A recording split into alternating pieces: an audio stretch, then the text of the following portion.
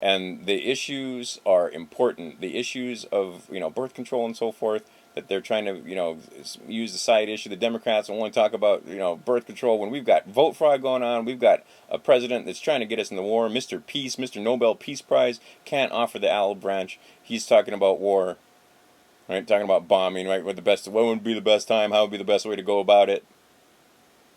The Federal Reserve, which is the main thing, all this money printing, a private corporation printing our money for us. Are you kidding me? Then we have every mainstream media pundit saying that, that's crazy, getting rid of the Federal Reserve? We need I don't think we should get rid of the Federal Reserve. I've heard them say it. Rachel Maddow, I heard that come out of her mouth. Watch the TV and you'll see that. So maybe it's time to turn off the TV and go to work for Ron Paul. Get your news off the internet. Take a look at the links that I have here. And there's many more there's many more important issues out there than just birth control or abortion, right? Hundreds of thousands of Iraqi kids, children, hundreds of thousands of them dead because of our military policies, because of our foreign policy, a direct result of the apathy of the American people. And now they want to do Iran because they didn't make billions of dollars enough on Iraq. They need more. Right? They'll never be satisfied. That machine is never satiated. Never. We've got this guy Ron Paul that wants to come in and bring the troops home and put peace as the primary policy for our foreign policy, and they call him an isolationist, and he's crazy. He wants to trade with Cuba and Iran and all these other countries, and contain them using diplomatic means, mutual respect, not mutual destruction. And he's the crazy guy. And see, people are seeing through that now. You can only lie for so long, and these guys are allowed to lie. They're allowed to lie into the camera. There's no law against it, and people are starting to wake up. It's lies.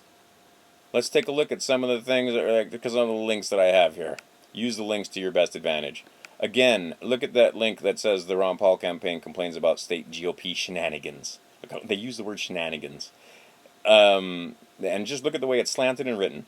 If Ron Paul were to say something about the fact that there's vote fraud, that attack poodles, as Catherine Austin Fitts says, would come out and shred him.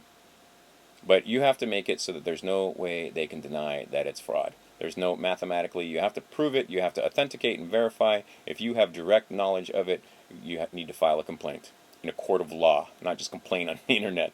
A court of law. There are laws that have been broken, and the people that broke those laws need to go to jail. I think it's a very poor idea for some of you guys to sneak back behind the campaign and quote Carol Paul about election fraud and so forth. Again, the mainstream media lie is that everything's fine. Everything's hunky-dory. Don't worry about it. Go back to sleep. That should be an issue that wakes up everybody. All Republicans, Democrats, Independents, everybody in this country. That should be a bipartisan issue. Our vote needs to be secure. You need to know that your vote was counted. They don't count votes in secret. That should be an issue. But what do we get? I get from the Democratic campaign, I get birth control. Okay, how about war with Iran? How about the NDAA, National Defense Authorization Act? How about HR? Look at this. Look at this. Look at this link. HR 347, basically making it a felony. It's now a felony to have a demonstration near a presidential candidate, or visiting head of state, or the president, or anywhere the Secret Service is operating, any place designated as a special event of national significance, and under that including the Super Bowl, the Democratic or Republican national conventions. And that will be signed by Obama. Guarantee it. Now, you want to protest at the Republican convention or the Democratic convention, or you want to exercise your free speech rights? Fuck you, is basically what the government is saying. Do you understand? All right, it happens in parts. The National Defense Authorization Act went into effect on March 1st, the Ides of March. The court approves warrantless searches of cell phones, warrantlessly. That comes out of the Chicago Tribune news. Right? It's fine. They can, because what is it? Officers in Indiana found a number of cell phones at the scene of a drug bust. Again, the drug war. They use that to encroach on our freedoms all the time. And what they basically said is that the U.S. Court of Appeal for the Seventh Circuit rejected the argument, finding that the invasion of privacy was so slight that for the police actions did not violate the Fourth Amendment's ban on unreasonable searches. In other words, it's reasonable for them to search your electronic devices and use the information therein against you. The MTV link here from the Examiner again, talking about 2 30-second MTV ads warn Americans about the National Defense Authorization Act and what it authorizes under law. I suggest you read your German history and study the German history. Everything that they did was legal. Right? They passed laws and made everything they did legal. They're doing the same thing in the United States. Belligerent Act launches its online National Defense Authorization Act protest campaign. There's a mouthful. Belligerent Act. Anyway, just take a look at that link and read over it. Because you know what? Making a video like this will eventually be construed as a belligerent act. Having a website that might be against some of the government policies could be considered a belligerent act. And then they can throw you in jail, hold you indefinitely. Do you get it? It happens in parts. It doesn't happen all at once. Right? They lie, and they lie, and they lie, and then they lie about their lies. The EPA deems fracking safe.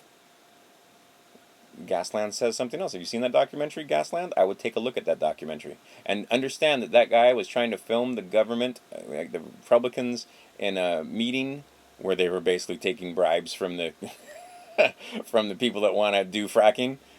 Not directly. They don't do that directly anymore. But basically the people that were trying to lobby the government to say, fracking's fine. President Obama's all about fracking. Looks like he also believes that fracking will lead to job creation.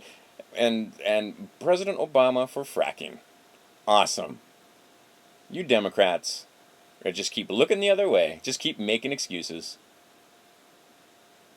Anyhow, let's see what else we got going on. Oh, the Department of Homeland Security guy, just going on and on. He's like, I'm not aware. I've never heard about this. I don't know anything about that. I need to look into that. I need to ask my friends. But look at that. Watch that video. And when people got militant or were starting to get upset on the phone about this Department of Homeland Security guy basically lying about the underwear bomber not even having a passport and still somehow being able to get on the plane. That guy should never have been able to even get on the plane without the new security measures. And yet somehow he got on. All right, Haskell, take a look at what that guy has to say about it. And other eyewitnesses too.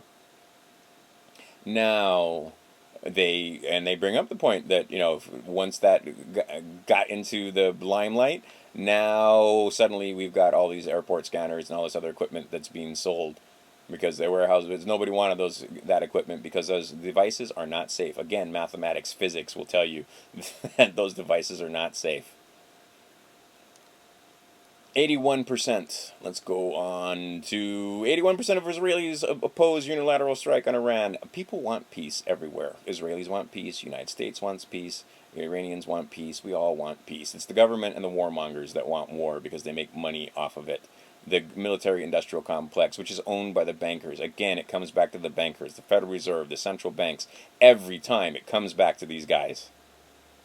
You need to be aware of who they are and what their agenda is. They want war. They just made billions of dollars off of tricking people into an Iraq war. Another Iraq war. But it's not enough. They want another one. Right? They're never satiated. They can never make enough billions of dollars. And it doesn't matter how they make it. Hundreds of thousands of children can die, and they don't care. And they've gotten it to the point where the mainstream media has you so dumbed down and dulled that you can look the other way. Well, we're using white phosphorus and napalm. They'll never even report on it. All that stuff about the NDAA and that HR 347.